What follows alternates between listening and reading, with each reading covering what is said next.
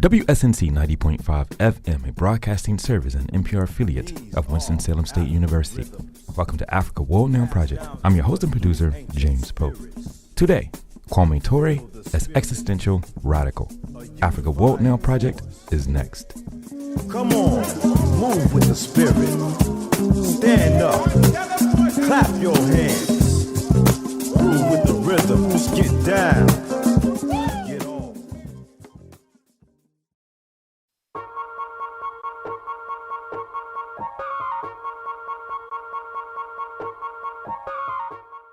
To unpack the complexities of Africana resistance, particularly its most radical elements, whether expressed through collective and/or individual activities and thought, it is vital to identify and map the traditions that inform and challenge their praxis.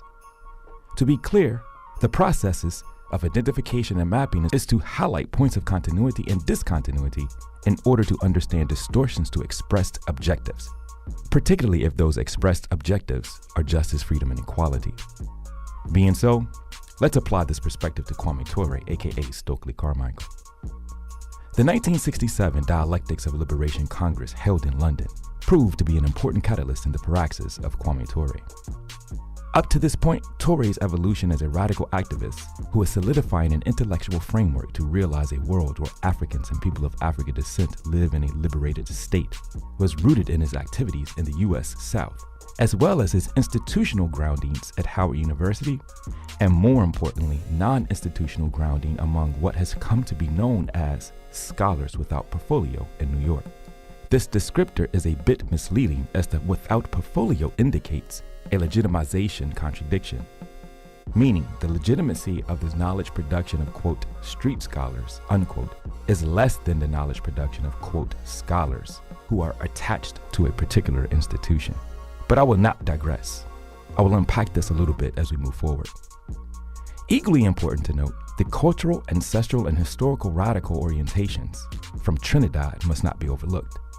Nevertheless, for our purpose with you today, we will map his efforts to develop and promote a critical consciousness that eventually centered on an African ethos, a critical Africana consciousness, if you will, as it took shape and was eventually fully expressed around and after 1967. The Congress, or the Dialectics of Liberation, for the Demystification of Violence took place in London's Roundhouse between the 15th and 30th of July 1967. Organized by the American radical, educationalist, and anti-psychiatrist Joe Burke and his colleagues in the Institute of Phenomenological Studies. It was an attempt to demystify human violence in all of its forms and the social system from which it emanates, and to explore new forms of action. Ture was invited to talk about the praxis of Black Power. Ture, Carmichael at the time, contribution to the Dialectics of Liberation Congress were premised by his expressed purpose to expose the forms of oppression endemic to the institutionalized forms of, quote, white, Western, or, quote, advanced nations. Unpacking the endemic violence inherent in racial capitalism and its fortification in Western institutions, Ture exposed the limits of white liberalism, which he characterized as, quote, sympathetic to the cause of Black struggle in an empty sense, missing the big picture of the institutional forms of which its adherents contribute despite their, quote, good intentions. Sympathetic white liberals may hold radically different views on race than those held by whites who are openly racist or discriminatory, but in Ture's view, this does not automatically absolve them of their complacency with the insidious institutional forms of oppression and practices that also persist because of inaction or apathy on the part of those sympathetic souls, and not merely because of the existence of a small minority of openly racist citizens. Ture saw the emerging post-colonial movements in the Third World as a powerful social and political force capable of taking up the mantle of the revolutionary cause. Given their unique position as the primary causality of Western civilization, Ture and the intellectual lineage with negritude activists and thinkers such as Aimé Césaire, Leon Dumas, and Leopold Senghor were intent on exposing imperialism and its handmaiden colonialism for its barbarianism masked as civilization. It was the premise of radical activists that the subjugation of colonial peoples is the very thing that has allowed contemporary Western society to blossom into its current affluent and hegemonic forms, which are thus incapable of creating structures free from the forms of exploitation that brought them to global dominance. In Black Power, Dialectics of Liberation, written with Charles V. Hamilton, a political scientist from Columbia University, which was published in the same year, he would expand on the themes outlined in his speech at the Congress and would identify one of the most devastating primary effects on the economic forms of institutionalized racism. As he notes, nowhere are people so expendable in the forward march of corporate power as in the ghetto. Ture's address to the Congress outlined in detail the essence of the work of movements and what should be their aims and means. He explored the importance of critical consciousness rooted in an international context. He extends his argument of the struggle of African descendants in the U.S. to the conditions to the colonized global South, specifically identified African descendant communities in the U.S. as internal colonies. Ture argues the American city is in essence going to be populated by the peoples of the third world, while the white middle class will flee to the suburbs. Now, the black people do not control, nor do we own the resources. We do not control the land, the houses, or the stores. These are very real colonies in the sense that they are capital and cheap labor exploited by those who live outside the cities.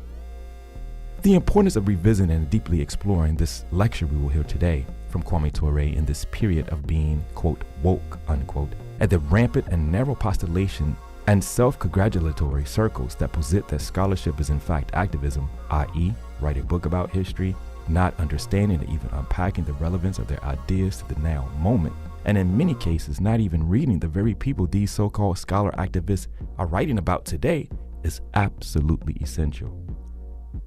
The extreme danger in such individualistic neoliberal sensibilities are 1. They co-opt and distort the range and foresight of the ideas presented, relegated them and subsequently binding them to a period.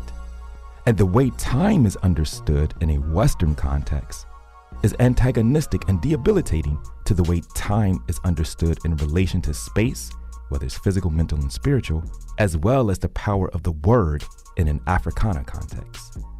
We plan to deal with this notion in another program. 2. This framing ensures that future generations betray the instructions of those who came before, who urged us to create another future through substantive engagement with the past. Knowing an event happened on a certain date does not necessitate an understanding, nor does it consolidate into a movement. In short, it does something that one of our important thinkers, Tom Porter, has always reminded us of. It negates the negation.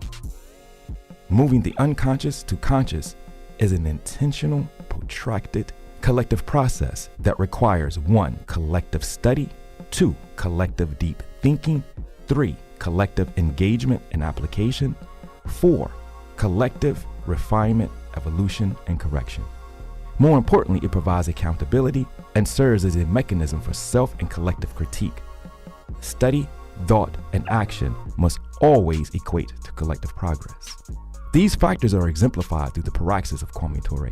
Towards the end of the 1960s, Ture began to shift toward an intentional internationalization of struggle within which he was engaged in the United States. Note, this is not unique per se, nor an anomaly, particularly when examining what are considered to be the most radical of those engaged in struggles in the Americas.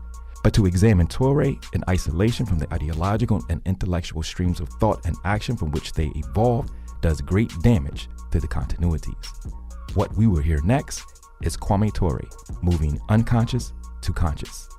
Our show is produced today in solidarity with the Native, Indigenous, African, and Afro-descendant communities at Standing Rock, Venezuela, Corporation Jackson in Jackson, Mississippi, Brazil, the Avalon Village in Detroit, Colombia, Kenya, Palestine, South Africa, and Ghana, and other places who are fighting for the protection of our land for the benefit of all peoples. Enjoy the program. The world is divided into many, many different categories, but one of the categories which interests those of us who are concerned with advancing humanity the most is that between the conscious and the unconscious. This division between the conscious and the unconscious must be properly understood. The people instinctively love freedom, and they will instinctively fight for freedom. But you cannot win freedom on instincts. You can only win freedom on reason.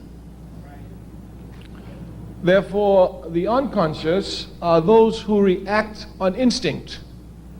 The conscious are those who act on reason.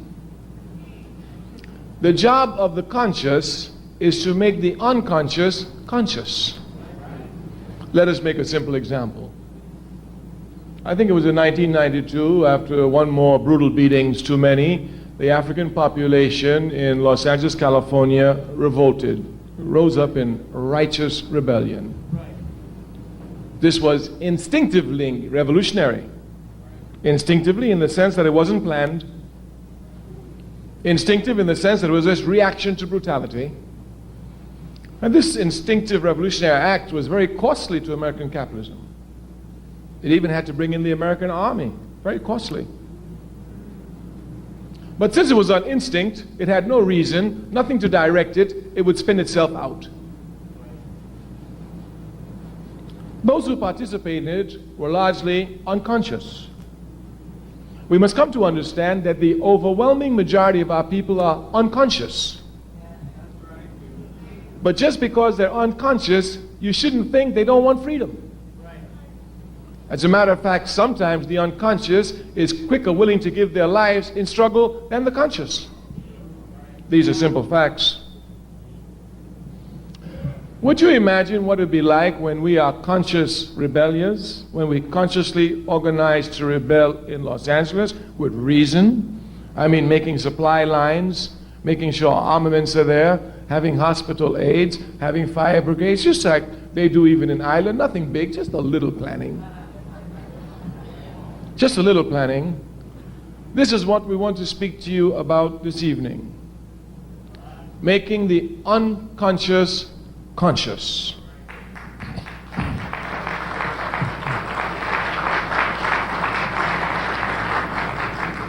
Now we must say from the very beginning, the only, underline the word only, the only route to consciousness is through struggle.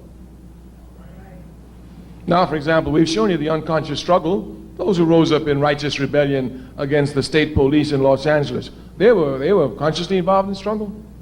They were involved in struggle, unconscious but involved in struggle. The conscious must understand precisely what their task is, and we've said this 2 years ago here, we repeat it.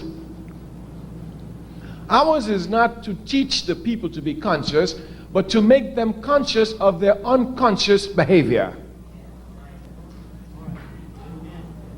Our task is not to teach the conscious to teach the unconscious to be conscious, but to make them conscious of their unconscious behavior. Because unconsciously, instinctively, they seek freedom. What we must do is make them conscious. Look, you want freedom anyway, let's be serious. Let's sit down, let's plan it, let's wage protracted war, and let's tear down the system and walk on to liberation. It's as simple as that.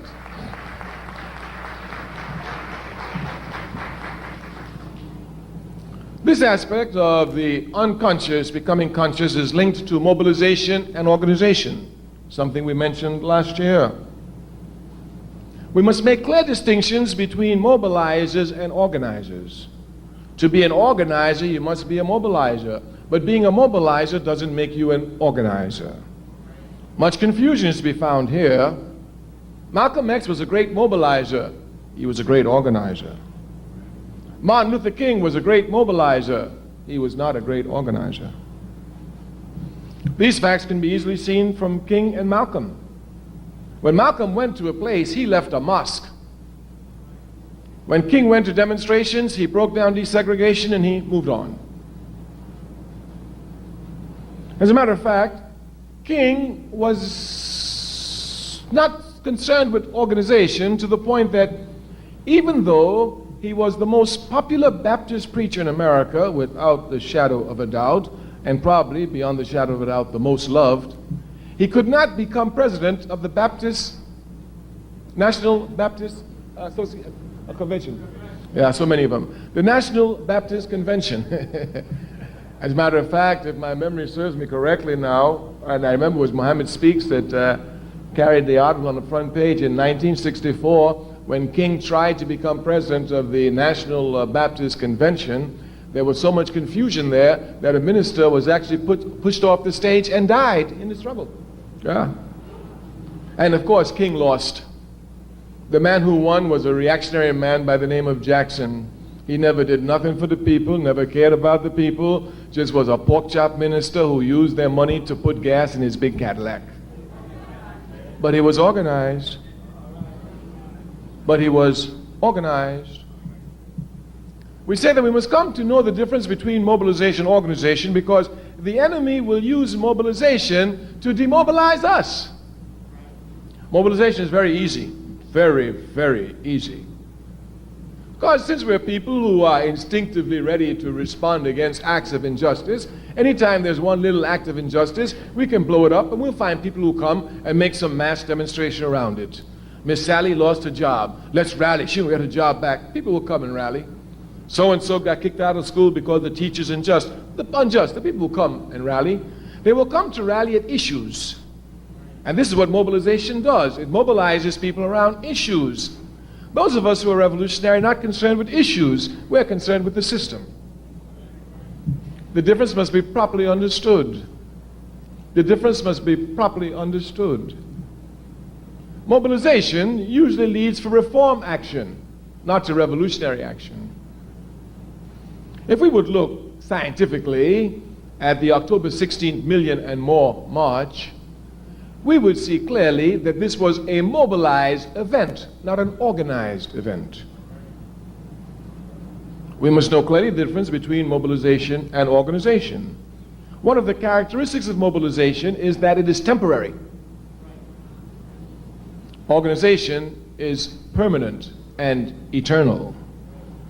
Clear differences must be made because the unconscious can usually be captured easily around one-issue items, around mobilization items, but it's hard to catch them around organization. But these unconscious must be brought to organization. We must transform mobilization to organization. We say the enemy will come and use mobilization to demobilize us. Many brothers and sisters who've been to the million and more march will say to you, I was there. Well, what are you doing today, my sister? I was there. There weren't too many sisters out there, but you know, with a million brothers together, you know where I had to be. I was there. Yes. And then, of course, you find brothers, yeah, I was there. I helped you. What are you doing today, brother? If we're not careful, we allow mobilization to become events. The struggle is never an event. It's a process, a continual, eternal process.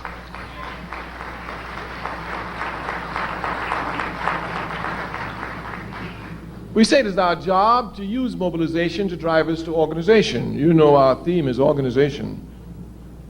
We want power. We don't want money. We don't want fame. We don't want fortune. We don't want popularity. We want power. Power. And power comes only from the organized masses. Power comes only from the organized masses. Therefore, since this is what we're concerned with, power, and we as a Pan-Africanist, we have every right to be concerned with it. Africa, after all, is the richest continent on the face of the earth. Properly organized, should be the most powerful continent on the face of the earth. Therefore, our drive towards power is clear. We want power, and we can only have power through the organized masses. Of course, capitalism, a system which in deforming our thinking always seeks to make it appear as if the organized masses is some unattainable goal. Even the other day, when speaking to a sister who's been involved in activities over a period of years, she said, Kwame Ture, so when you say a mass party, what do you mean? I said, I mean a mass party. She said, but the APRP goes everywhere in England, they go in the Caribbean, in the United States, in Africa, and they're always saying about a mass party. What do you mean? I said, every African in the world inside our party. She said, are you going to get that? I said, that's what I'm working for. And if I don't get it, my granddaughter going to get it. But I'm working for it. Her disbelief comes from the fact that capitalism tells us that, well, you can be scientific about everything except human nature. That people are so different, they have such different tastes, such different tra-la-la-la, that you can't bring them together under the same roof. This is a lie. We will never tire of saying it. Capitalism does not lie some of the time. It lies all of the time. When it tells the truth, it's a result of a double lie. It's a logical fact. It's a logical fact. So capitalism has this belief that you can't organize all the people around the same thing. That's not true. You can organize all the people around one thing, truth.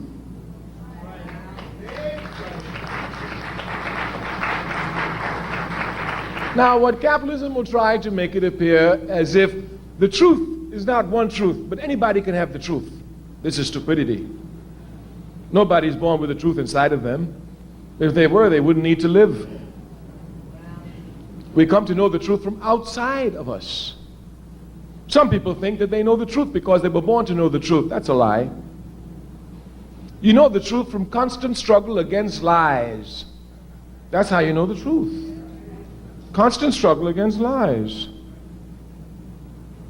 For example, they try to make it appear as if we Africans will not arrive at uniting ourselves even the question around our identity. Well, you may call some of them Africans, but some call themselves black, some still call themselves colored, that's fact, they do that. But this is because they've been miseducated by a system which seeks to keep us divided, and this is the truth. This is the truth. Obviously, we cannot be, all of us, so many different things. We must be one thing. Of course, for our party, there's no question. As for the United African Movement, we're Africans. End of discussion. End of discussion. This struggle is not an easy struggle. The struggle to go from Negro to black was a difficult struggle. Capitalism did everything to roll it back. Even had us confused. I'm not black, look at me, I'm brown colored. Yes. I'm not black, I got Indian blood in me. Oh. What nonsense they didn't have us say just to run away from the truth. We told them then, it is more difficult to go from Negro to black than it is to go from black to African. Many people criticized us for our efforts. Oh, in the 1970s, we had our last press conference, we said, we're going to put the word Africans on the lip of every African in America, and we're not going to use the capitalist media press. And we have done it, and we have not used the capitalist media press.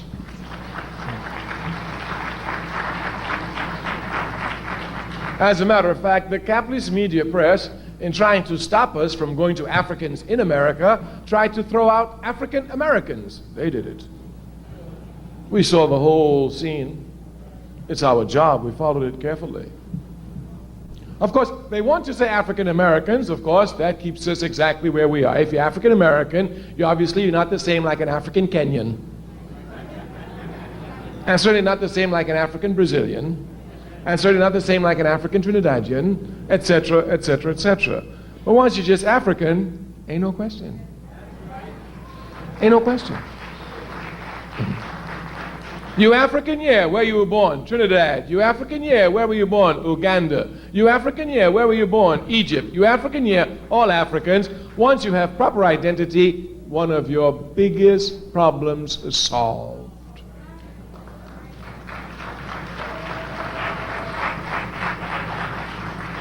Because a people must know their national interest. A people must have a clear understanding of their national interest. The job of American imperialism is to let us think that our national interest is within the confines of American imperialism.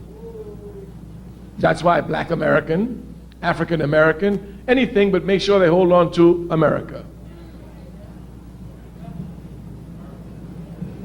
When the conscious comes to understand that they're Africans born in America, Africans living in America, their whole outlook changes completely. America no longer becomes their world. Of course, this is a difficult task because America convinced everyone that she is the world. I'm sometimes amazed when I come in this country and hear them say world news. Here they come. World news. Today, President Clinton said, world news. Today, Newt Gingrich said, world news. Dole, who's running for president, It's like, it's like their World Football Association. No, nobody played but them. Yeah. So the first conscious act in organizing our people is to let them know who they are. If you think you're an American, you will fight to protect the interests of capitalist America. If you know you ain't no American, you fight to destroy every aspect of American capitalism.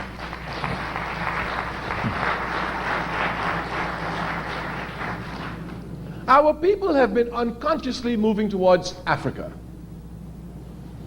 I am very fortunate. I spend a lot of time with our people, and I always stay with the poor. I stay with the poor because the poor, they are pure. I mean, the poor will fight and give their lives for positions which they're incapable of occupying. They shock me sometimes with their naivety and their honesty. No wonder they can so easily be exploited. I remember once sitting in Ghana at the house of Akbar Mohammed, who's the international representative of the Nation of Islam.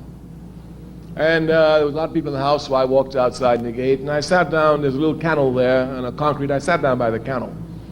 The gardener next door came and sat down next to me. We began talking. So we talked naturally about Ghana. So we talked about Ghana, we talked about Nkrumah. So after a while he said, "Were you born in Ghana? Are you Ghanaian?" I said, "No, I wasn't born in Ghana. I just live in Guinea." He said, "But you know a lot about Ghana." I said, "Well, yeah, I did a lot of study of the Ghana Revolution." I didn't tell him that I was the political secretary of Kwame Nkrumah when Nkrumah was co-president in Guinea. I didn't even tell him who I was. Kwame Ture meant nothing to him, just another name. After talking with the man for about half an hour, you know what the man said to me? He doesn't even know me now. He said, "You know what?" He said, "Listen, I only went to 3rd standard. That's like about 3rd grade. He said, I don't have no education, but people like me, we could fight and put people like you in power, and you'll help us." Yes. I've seen it everywhere. In the South, I used to see people die for positions they couldn't occupy. As a matter of fact, people who couldn't get to the university died so students who had the ability could get to university. People who couldn't vote died for people to become mayors.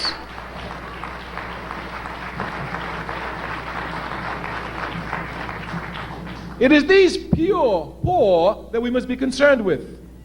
These are the ones we must organize. These are the real makers of history. Forget the ones who are always talking and doing nothing. Get the poor, the pure. Watch their movements. The instincts are always correct. Our people have been unconsciously moving more and more towards Africa. Of that there isn't the slightest question. I saw it years ago. In the mid-1970s, I was going through Mississippi. I'd spent the 60s there and visited a sister whom I know was very active in the movement. She'd now been married and had a child. So the husband and her were very excited. They wanted to show me the child, as any parents would be. And of course, me too, I was excited because I knew it was a little girl. I wanted to see my granddaughter, if you will. So when she came, I held the door. I said, "What's the name?" She said, "Ajuola." I said, "Ajuola?" She said, "Yes." I said, "What does it mean?" She said, "I don't know. I just made it up. Does it sound African?" This was in the mid-1970s in Mississippi. I remember in the 1970s, late 1970s, I saw a young man. He was wearing a red, black, and green jacket. I stopped the man, a young boy. I said, "Young blood, what's this red, black, and green?" He said, "Those are our colors." I said, "What you mean, our colors?" He said, "Man, these are our colors. You don't know our colors?" I said, "No, what you mean, our colors?" He said, "Man, red for blood, green for the lamb, black for us. You don't know this?" I said, "No, I don't know this." He said, "Man, where you coming from?" He started to walk away. I said, "Brother, have you ever heard of a man called Marcus Garvey?" He said, "Marcus Garvey? Who's he?" I said, "He the one who gave you the colors."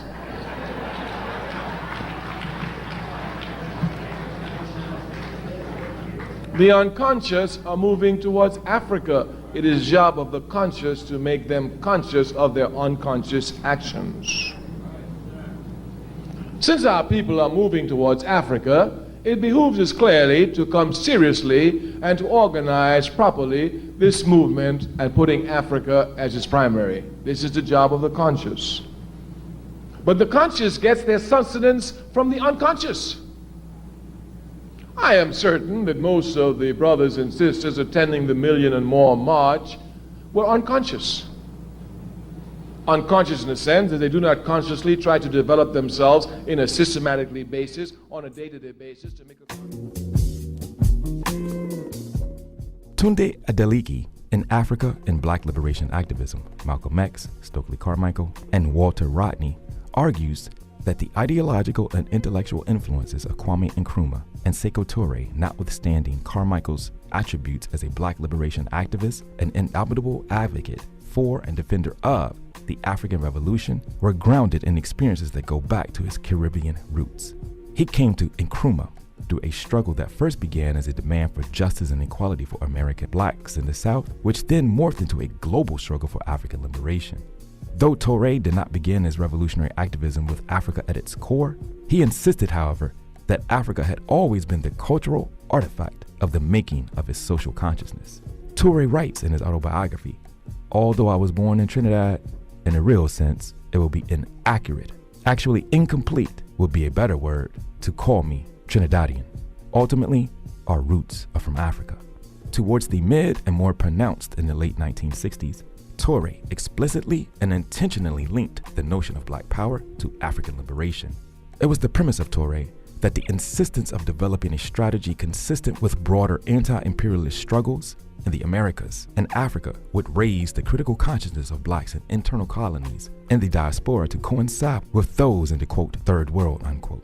Like El Hajj Malik El Shabazz and others before, Ture understood that situating struggle in an international context provided the most viable path for the success for the Africana struggle.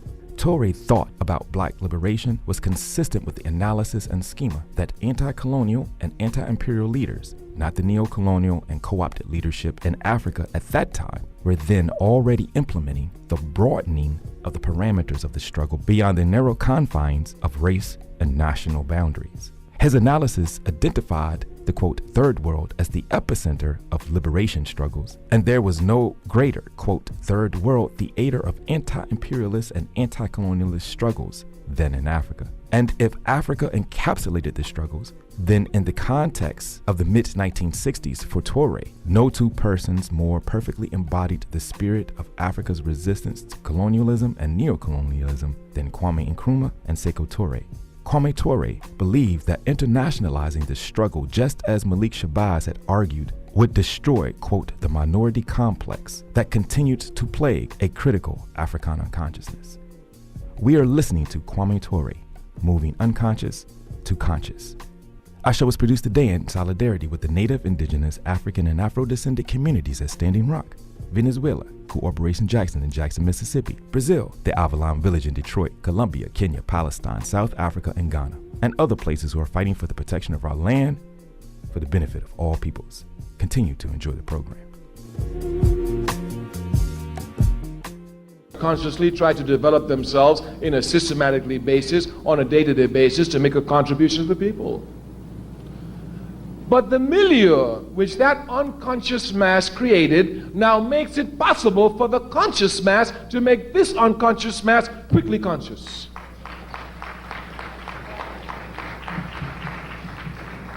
Quickly conscious, and this is our task. I had the honor, when working for the Student Nonviolent Coordinating Committee in 1968 in Washington, D.C., after having served as 1 year as the chair of the organization, of being with the SNCC team that helped develop the first Black United Front in this country. It came out of Washington, D.C., was well organized. After leaving for Africa, and much confusion, mainly with the infusion of money into the Black United Front, the front fell apart. Moving to the All-African People's Revolutionary Party, we have done everything in our possibility to create an African United Front. What do we mean by an African United Front? We are saying that those organizations which are politically on the front lines fighting for our people, like the NAACP, like the Urban League, like the Nation of Islam, etc., should come together and form a united front. This united front is a very simple thing now. A very simple task. All it means is that we come together and have common meetings. And if we hear one attacking the other newspaper, we don't respond to the newspaper, we telephone each other and ask them. Our party's been doing much work on this. Because we're among comrades who work, we will give you some of our files, which is not made public. Only here are we doing so. The Nation of Islam was an observer at the Washington, D.C. Black United Front. Although invited to join, they felt that at that time they wanted to observe. They were allowed full participation except voting, which they themselves accepted as observers. That is, they could fully participate in every level of the discussion. When the United Front broke up, the All-African People's Revolutionary Party quickly moved to put together a united front. We had brought together Mr. Roy Wilkins, who was alive at that time. This was in 1972. Vernon Jordan. Who was before Vernon Jordan? The one who died in Africa. Whitney Young. No, it was, I'm sorry, Whitney Young had died, it's correct. It was Vernon Jordan. Vernon Jordan was then at the Urban League. Of course, the Honorable Elijah Muhammad was alive, and he was sending Honorable Minister Louis Farakhan as his representative. Jesse Jackson was representing PUSH. Dorothy Height, the National Council of Negro Women. Reverend Abernathy, the Southern Christian Leadership Conference. Innes Corps, and we represented the All-African People's Revolutionary Party. My brothers and sisters, I'll tell you the truth. You must never get discouraged in struggle. You will build something and the enemy will knock it down, and you'll have to start from zero. But as we say in our party, we're starting from a higher qualified zero. You must never be discouraged in struggle. As a matter of fact, the easiest way for the enemy to take you out is to make you frustrated and disgusted. Oh, I went to that meeting, they ain't doing nothing, I ain't got no time for them, until they get serious, I ain't going there. What you doing? I ain't doing nothing. And they really think that they're intelligent. They think they've made a great statement. So you must not be discouraged, but the enemy's job is to discourage us. We did a lot of work trying to get that meeting together, a lot of work. A lot of work. And because of a Zionist plot, they wrecked the entire meeting in 48 hours. The meeting was wrecked, but we were not. And we are revolutionaries. You knock it down, we're coming back stronger.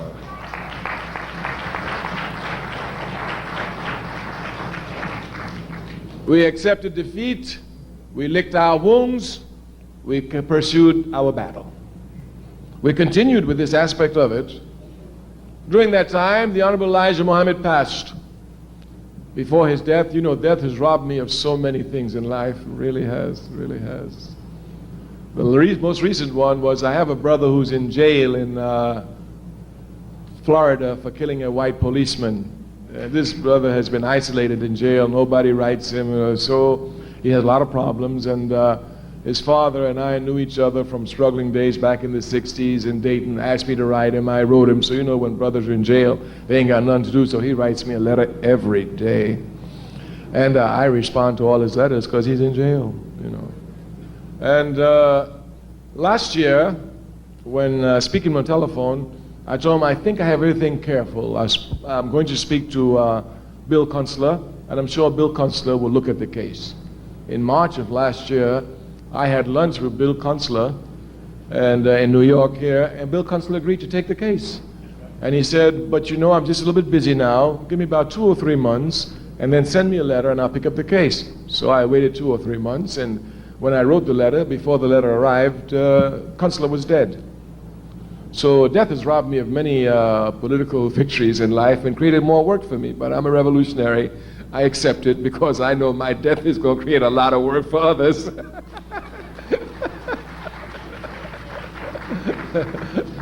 So it's robbed me of a lot. The Honorable Elijah Muhammad's death robbed the All-African People's Revolutionary Party of a golden chance to create the United Front. Of course, you know, when the Nation of Islam came up, there was first Wallace Dean Muhammad, the son of the Honorable Elijah Muhammad, and then, you know, there was a little discussion, and finally Minister Louis Farakhan decided to return with the original theories and actions of the Honorable Elijah Muhammad. When Minister Louis Farakhan first came out, of course, now let's let you know, I've known Minister Louis Farakhan for over 30 years and worked with him for over 30 years. Of course, we're not in the press all the time, but we're in contact all the time. And Minister Louis Farakhan and I discussed much, step by step. Of course, the only thing I had in my mind was the African United Front. That's all I want. And Minister Farakhan said, okay, he sees it, he understands it, but he needs to get a little bit stronger. Fine. In 1982, our party made an assessment, and we said, okay, the Nation of Islam is strong enough now to do the work for the African United Front. We cannot do it the All-African People's Revolutionary Party because from the time they see us, we tell them we're revolutionary, we're socialists, we ain't bending, we're anti-Zionist, you can do what you want, that's your problem. You understand? So we don't bend, but the Honorable Minister Louis Farakhan, he's charming and, you know, he's sentimental. Minister can quote Bibles, so he can sit down with preachers and all these others, etc. So after observing his movements, the All-African People's Revolutionary Party mandated me to go and visit Minister Louis Farakhan and to give him the files of the African United Front and tell him that it was his responsibility to call the front. Of course, it was a task that I enjoyed undertaking. I hadn't seen him in some time, and I had a beautiful day. We spent the entire day at his house there in Chicago. You know, he just separated from Dean Wallace Muhammad, and his forcibly coming back. And I took for him some old copies of Muhammad Speaks.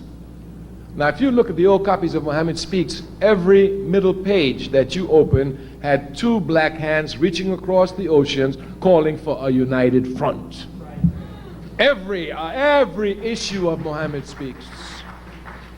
We must know our history, and we will never be ungrateful to those who taught us. The Honorable Elijah Muhammad has taught me an awful lot, and I know he's taught our people an awful lot, and for that alone, I'll be forever grateful to him.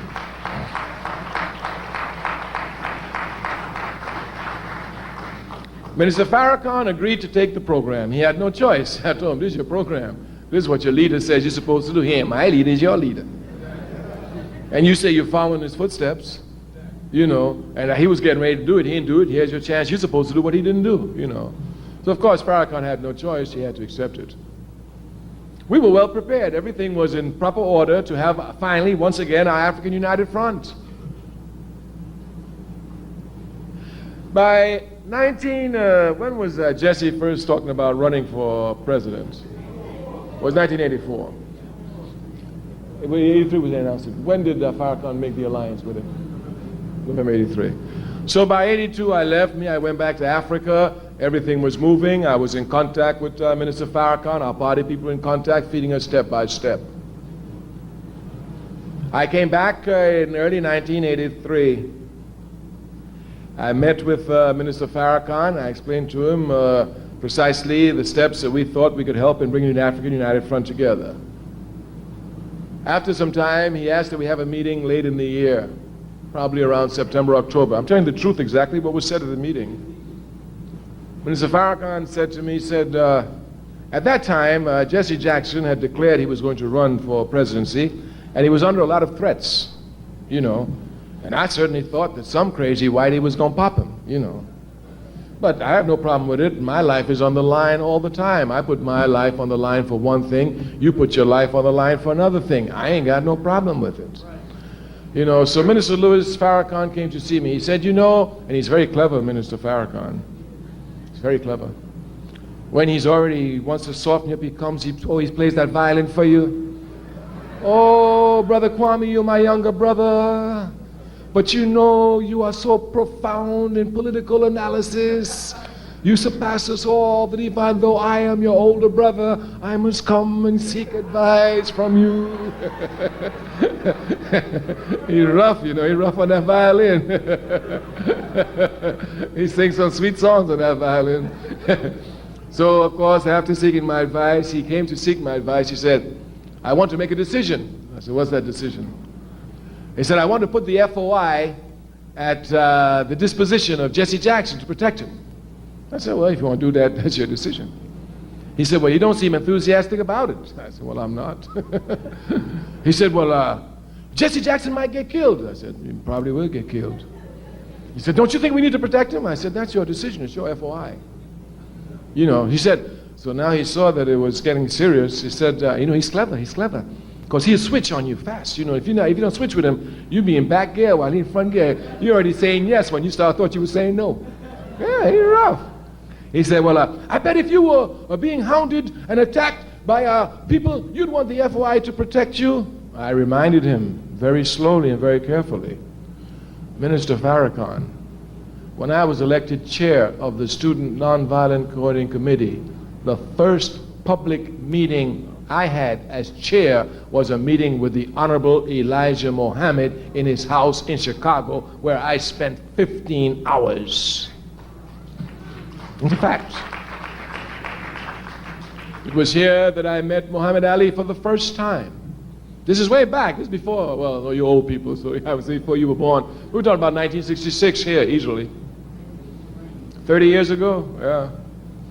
At the end of the meeting, of course, you know I'm a young man. I'm 26 years old at this time, 26. I've heard the Honorable Elijah Muhammad all my life. What am I going to say to this man? This man used to raise me up, you understand? This man taught me things, gave me courage. I said, he's saying that on the radio? Is he crazy? Yeah, he's a white devil. That's what I said. They ain't nothing but white devils. That's what they, yeah. Yes. He tell the truth right out there. He wouldn't bite his tongue for nothing. You know, and I reminded Honorable Elijah, the Minister Farakhan, I said, at the end of the day, the Honorable Elijah Muhammad looked at me. I was sitting directly across from his table. He said, son, he said, the devil wants you. I said, yes, sir. He said, son, the devil is out to get you. I said, yes, sir.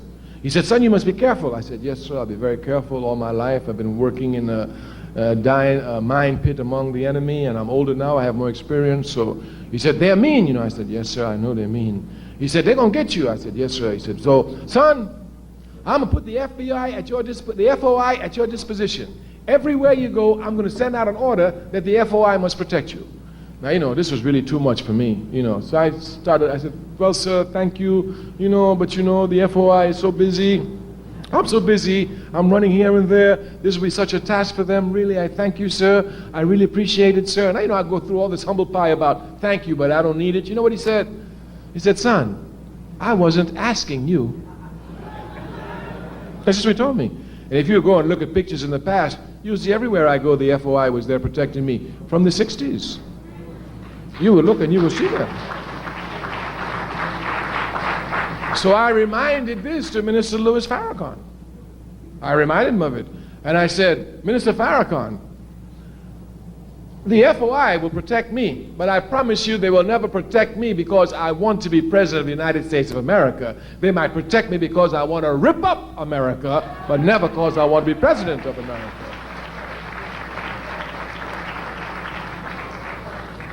Well, he saw that his clever trick didn't go so well. So he backed up again. He said, well, what do you think about the alliance? I said, it's a great mistake. He said, why? I said, because Jesse Jackson is a Democrat first and foremost. The Democratic Party jumps to the tunes of the Zionists. While the Student Nonviolent Coordinating Committee was a confrontational organization and confronted Zionism outright, the first place I read about the Palestinian struggle in this country was in the Mohammed Speaks newspaper. The Honorable Elijah Muhammad taught me about Palestine when no left-wing paper in this country did. And they talk about nationalism is chauvinism. Look at them. I saw pictures of Malcolm X shaking the hands of PLO representatives when the PLO was first organized in 1964 in Mohammed Speaks. In Mohammed Speaks. Therefore I told him, I said, the Zionists, they hate us, but they know you the first. So what I'm worried about is when they spoil the union and it splits. You understand? Which side of the fence you gonna be on? Because I know Jesse gonna be with the Zionists. Because that's the Democratic Party. I'm just brutally honest with you. I'm telling you exactly what was said between us. We had a very frank discussion. After that discussion, I told him, what about the African United Front? He said, it's still good. Of course, me, myself, I knew with the thing with Jesse, it was problems. But in spite of obstacles, you must do your work. In spite of obstacles, you must persevere. I said, well, I want you to meet John Jacobs of the Urban League. He said, I've never met him. I said, I'd like you to meet him. He said, you could arrange a meeting? Will he meet with me? I said, yeah, I can arrange a meeting. He'll meet with you. I arranged a meeting at Johnny Jacobs' office here in New York, in Manhattan. The first time they met each other, I just sat in the background, talk. So well did our meeting go that Minister Louis Farakhan and Johnny Jacobs signed a letter that day issuing a call for a united front among the political organizations in this country. We have it in our files. When the time comes, we will demonstrate this. The Urban League has a copy, Farakhan has a copy, and Major Hatcher from Gary has a copy, because at that time he was head of the mayors, and we were working with him, of course. Of course, I went back to Africa. It didn't take me long before I heard all this nonsense about gutter religion, Judaism, gutter, or dirty religion, or whatever, and Jesse having to split from Farakhan, and you know what happened. Of course, I knew it would happen. But when we were with Jacobs, Minister Farakhan, and myself, one of the things we agreed upon was that we must have the phone numbers of each other. They didn't even have each other's phone numbers. And we must have the house phone numbers. So that when we hear something on the radio that Farakhan said this about Jacobs, before Jacobs attacks Farakhan, Jacob will call Farakhan and see if what the paper says is true. We agreed to this. We did agree to this. Of course, this was not written in a letter. This was a verbal commitment. But we're brothers. We can't lie. And I'm a revolutionary. I can't lie to you. Of course, when Jesse Jackson made his split and the Zionists, once again, with a nice plot, did everything, Johnny Jacobs, without calling Minister Farakhan to see if in fact he made the statement, what was the content in which the statement was made, wrote public articles condemning Minister Louis Farakhan. Once again, Zionism had come to block and destroy the unity of the African community. We are not stopping. And the Million and More March puts us properly in a position to create a united front in this country of the political organizations, given some semblance of unity and creating some atmosphere of unity where we can come to organize our people.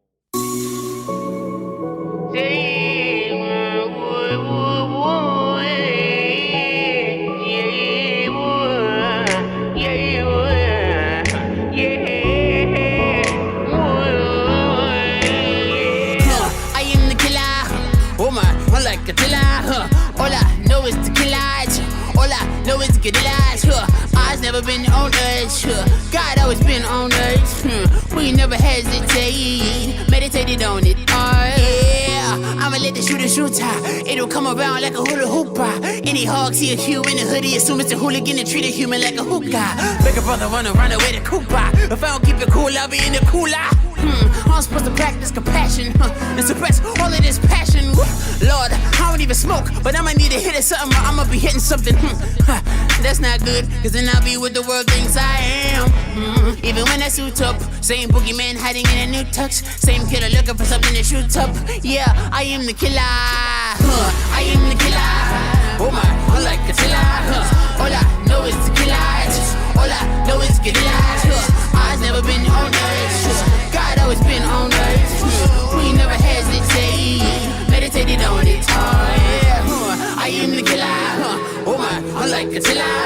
All I know is the killers. All I know is killers. I've never been on us. God always been on us. We never hesitate. Meditated on it. I got the bullets, I got the ballots, and none of them solved it. I made the balance, I made the ballot, and I'm hoping that it's like a ballerina. I'll make a promise, every bar got a ballerina, and I will never let you down. Every sound is for the way, and I will never put you down just for crowns or for pay. Today, till when I meet the killer, the healer, the giver, the dealer, the filler, the It's a lot that give us the feeling. We feel it, we create the villains, the ceilings, the walls, the mirrors that give us the mirage of all. But we are the killers that transcend it all. I am the killer. Oh my, I'm like a killer. All I know is the killer. All I know is the gorillas. I've never been on earth. God always been on earth. We never hesitate. Meditated on it. Oh yeah. I am the killer. Oh my, I'm like a killer. All I know is the killer. All I know is gorillas. I've never been on earth. God always been on earth. We never hesitate. Meditated on it. Oh yeah.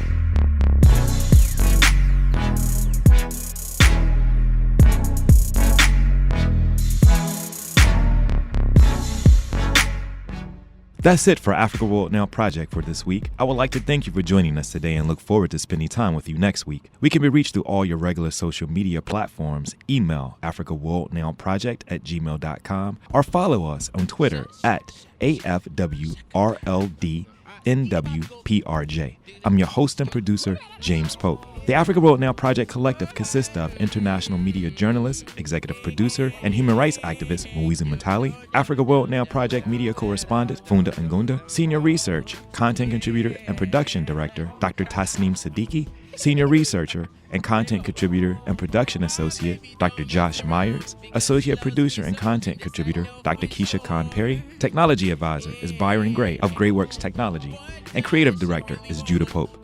Africa World Now Project is heard every Wednesday at 7 p.m. on WSNC, NPR affiliate and broadcasting service of Winston-Salem State University. Shows are archived weekly on SoundCloud. Search Africa World Now Project. Until next week, be safe, be peaceful, and above all, be intelligent.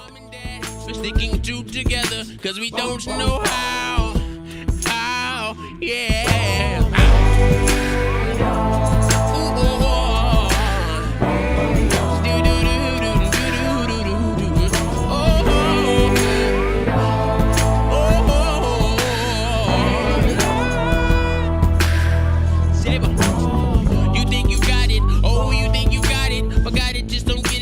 Nothing at all. We get together, we get together. But sex is always better when there's feelings involved. Yeah. If what they say is, then what makes love exception? So why you? Oh, we so in denial if you know we're not happy. Y'all don't give a damn. Y'all just want to dance. Hey,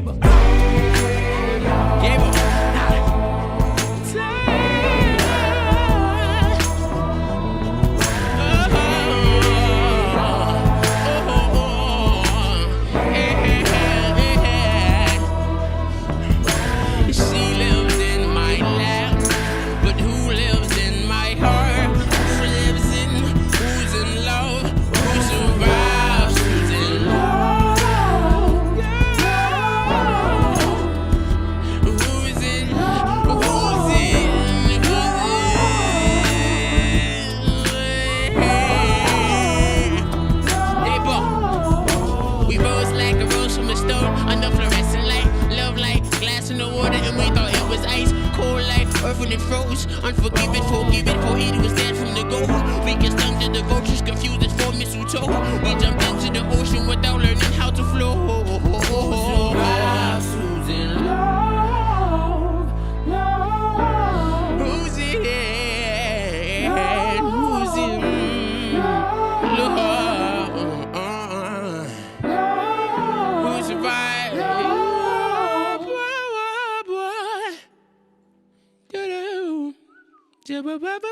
Yeah. Far too fly to P called the pilot, far too complicated to be plain. I'm in airplane mode on my David Blaine. What up, Swaggy? Yo, I bet the transition was great. And then I was like, hey. I've never played this. If anyone's asking. Never played.